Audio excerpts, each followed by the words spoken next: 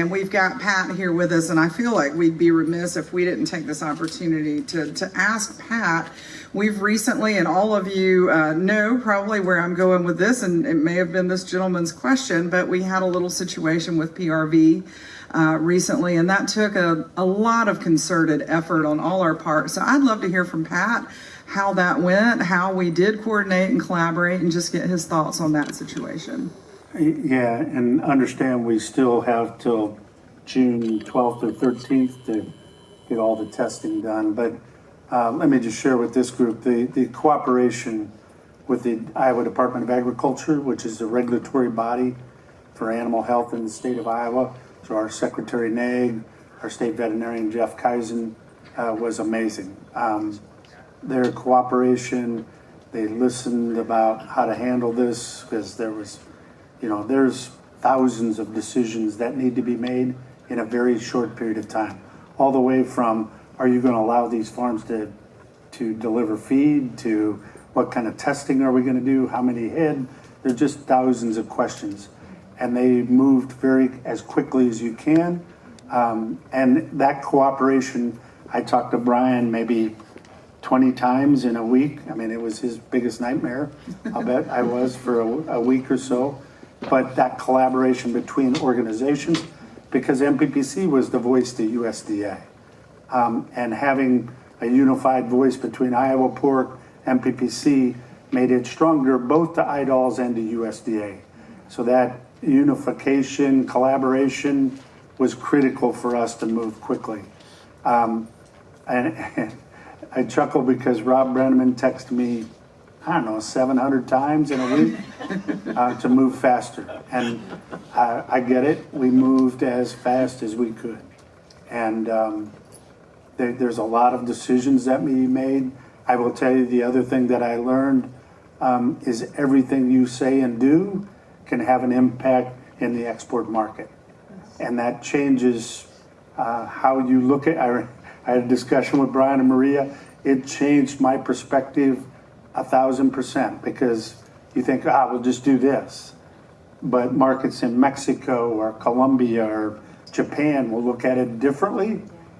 And so you back up and you say, all right, what's best for the producer, what's best for disease management, and also the export market. So balancing all those and that collaboration was critical.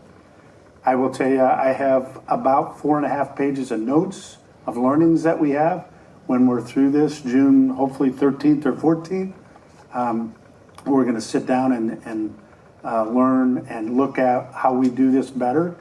It was for producers, particularly those that were in the 5-mile circle. It was a early opportunity to look like what a foreign animal disease outbreak might look like. And it was fun, not fun in a weird way, to watch producers, how they reacted. And I will tell you that in that circle, we had about 32 herds, and we had 4-H kids and potbelly pigs and commercial herds.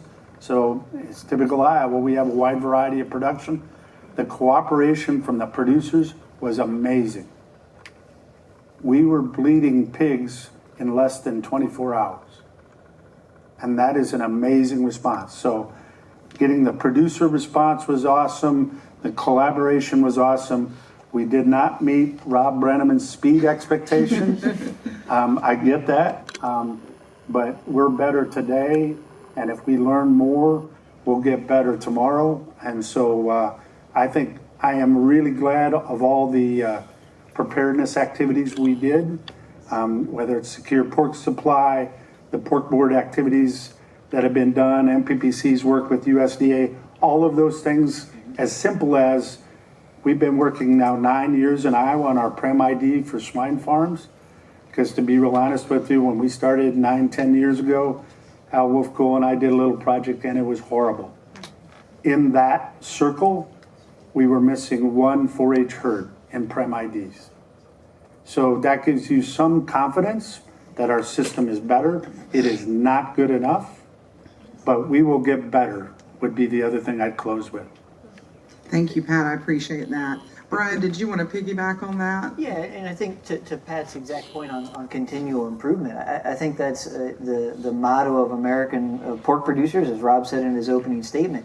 But I'll say this, and Pat said at the very beginning, the idols, Secretary Mike Nigg, State Veterinarian Jeff Kaizen, Iowa Pork, and I'll say this to any trading partner, they should have more confidence in our foreign animal disease response today than they've ever had before.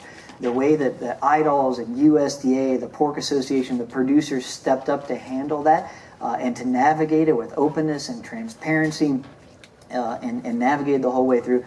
Our trading partners should have more confidence in the U.S. pork industry's ability to navigate these challenges than they've ever had before. And so as we're talking to our trading partners, we can clearly demonstrate that, right? The way that it was handled, the professionalism and the openness and communications of the state of Iowa and USDA, I commend and say is fantastic. But they should have more confidence today than they've ever had before. The other thing I'd add, I forgot it, is, the labs. If you don't, we have a new diagnostic lab or a